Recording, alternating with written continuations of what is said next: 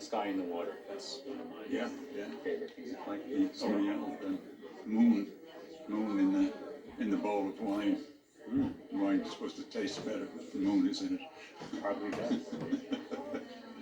It's what you bring to the wine when you're drinking it that way. That's the idea of it.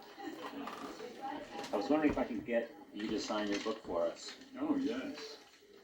My wife has been doing some studying on the early days of the Catskills. Well, good. She wanted to ask you some questions also. But her name's Iris. Also the great pictures in the 19th century. Yeah. Sort of blockbuster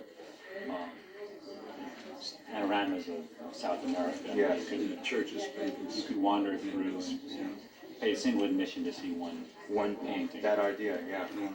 Very theatrical. And they were presented also on a stage almost with a frame and curtains. Yes, right. And Vanderlyn was one of the few who lost his fortune doing that, right, Al? Most of them made a great deal of money. He didn't do well with it, no. I don't suppose the subject wasn't that interesting to Americans at the time. Too close to the French Revolution, which was supposed to have done away with all that. Actually, it didn't. There was a notion abroad that it had. The rich were no longer a privileged class. Now, has that changed today, Al? Yes. Have we reached that point? Yeah. Well, it was hoped at the time by many Americans. Of course, well. And then the West opened up, so. The Indians called river that flowed two ways.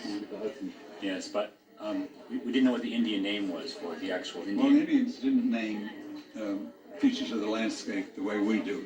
They would name a river. A river could have a dozen names, and they were all related to their interests. A place where we fished, or a place where there was a ford. They were descriptive, generic names, rather than what we think of as place names. So they didn't have one name for the whole river. And it was the same with mountains. They had names for individual mountains, the mountains where the butternuts grow, or the mountains where we camp in the fall, or something like this. But the mountain range had no name. It's common to the Stone Age people in general, and there's nothing wrong about it. It serves to identify places in a way that's understandable. It's led to a lot of confusion because most of us think that their method of giving place names was identical with ours, but it wasn't. And when it came to selling land, going through the motions of selling land to the whites would use the names that the Indians gave them in their deeds. It led to a great deal of confusion because, as Cadwalla de Colton wrote, it was an Indian would give you all the place names you wanted for a bottle of rum and a blanket. When the whites came in, they had a very different way of naming features of the land. They very often named it for who owned it, or who had the money there. Well, that really points to the difference between the two cultures. Yes, it's really about possessions and the idea that you can own land was so alien to the Native Americans. Yes, that's right. You could use it, but ownership is a different thing. And begins to relate to the environmental concepts of today. Oh, it was, yes, it was. Subject, right? We're in many ways. Nice segue. Those of us who are environmentalists today feel closer to the American Indian than we do to the capitalists of the late 19th century, for example. There's that great saying that you don't really own the earth, but you're just taking care of it for your children. Yes, they're stewards. And that's our responsibility, is being custodians of the land. Their boy came down occasionally. That's at the confluence of the Westkill and the Schoharie Creeks in Lexington. Lexington Westkill. Hi, Robert Salzberg. Hi, Robert. How are you? Good. Nice to see you. Yeah, it's exciting. Our kids are expanding. It's wonderful.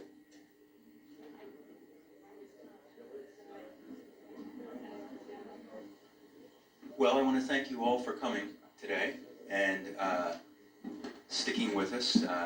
Although the gallery here is certainly in Kingston, we find that many of the things that we do here operate on Woodstock time. So I appreciate your patience today. And in a way, that's kind of, that represents really the idea behind the gallery.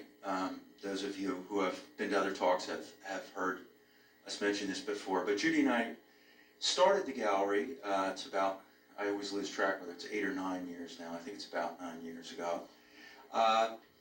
And the idea behind starting the gallery was really to create a space here in our community for professional artists who lived and worked in the region and were committed to the region, but often did not have a professional venue to exhibit their work here.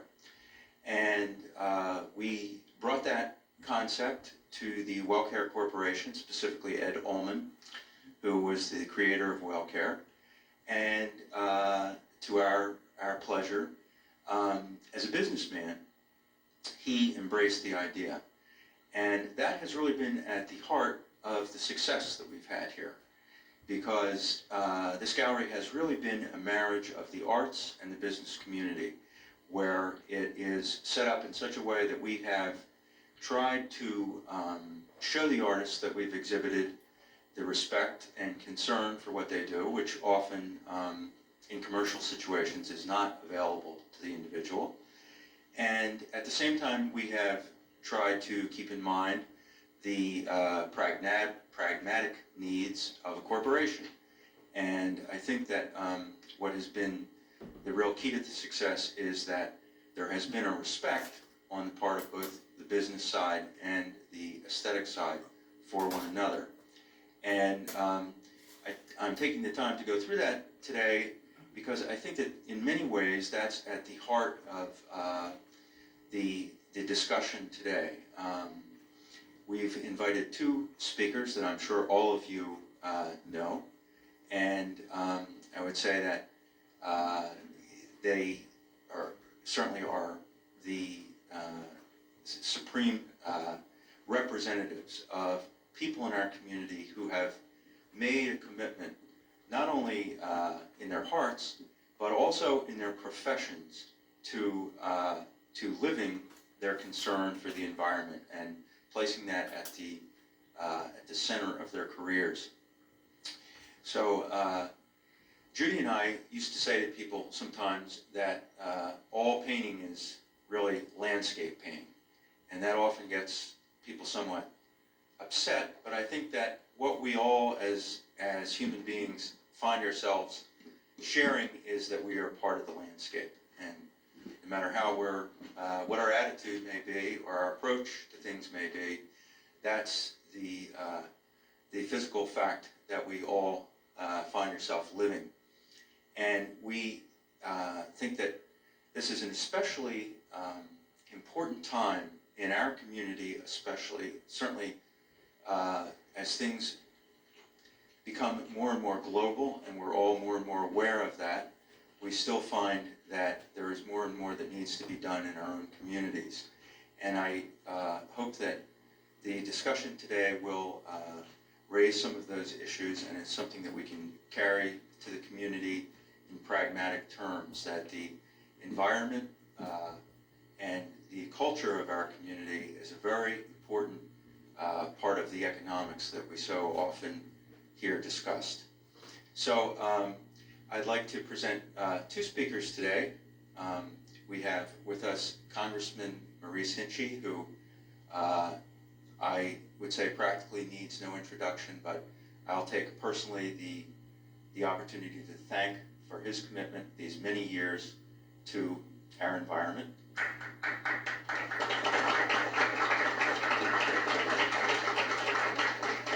And also with us is Alf Evers, historian and writer, who I will also thank for being such an inspiration to all of us, for his sensitivity and also his longevity, which is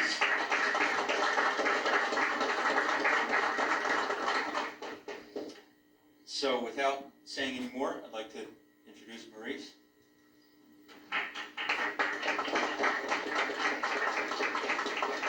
Well, thank you very much. Thank you very much, Douglas, and thank you, ladies and gentlemen. It's a great pleasure to be here. It's a great pleasure for many reasons, particularly because I'm able to be on the same program with a man who I love, respect, and admire, and who truly is an example to us in at least those two ways, his sensitivity and his longevity. May we all live as long and be as vital and productive and contributing in such a positive way as Alf Evers. What a great model you are for all of us, Alf.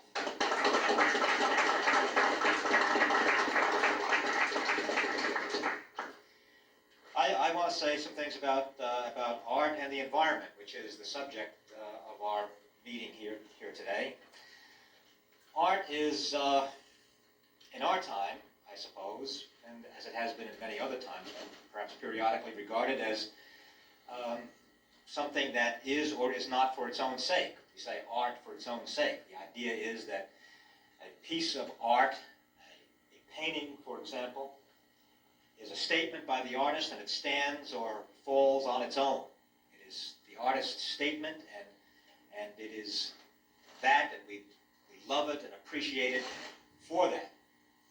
But we also know that nothing in this world and nothing in our lives is at all in isolation. We are all interconnected. Everything is connected to something else, and in a real sense to everything else. And art, throughout the ages, has always been, in some respect at least, a representation of and a connection with the environment of that day or some other environment, an imagined environment perhaps in certain instances, or an environment that is a combination of the real and the imaginative, the surrealists perhaps. So art is more than just a statement of its own. It is in fact part of the environment, and much of our art has been part of the natural environment. And in fact, much of art has made a very strong contribution to the protection and preservation of the natural environment, because it has made people aware in a new kind of way, in a different and positive, striking kind of way, of our relationship with the natural environment. Here in America, there is no clearer example of that than the Hudson River Valley School of Painting. This truly, one might say, purely American School of Art was born here in this great Hudson River Valley that we love and admire, and is one of the reasons why we make our homes here. Thomas Cole, perhaps, is the best representative of that, or at least the most famous. His home is just a few miles north of here in Catskill. He drew our attention, I think, first to the natural world, and in doing so, made a great contribution to our relationships with the natural world. By painting the craggy bluffs of the Hudson Highlands, he gave people to understand that there was something there other than that which was to be mined. This was not something from which you just extracted materials and wealth. It was something that was inherently wonderful and beautiful in and of itself, and ought to be appreciated for that. He also gave us to understand that that the forest, the vast forests of this state, were something more than just standing timber, something other than just lumber that had not yet been cut down and turned into board feet. That it was something much, much more than that.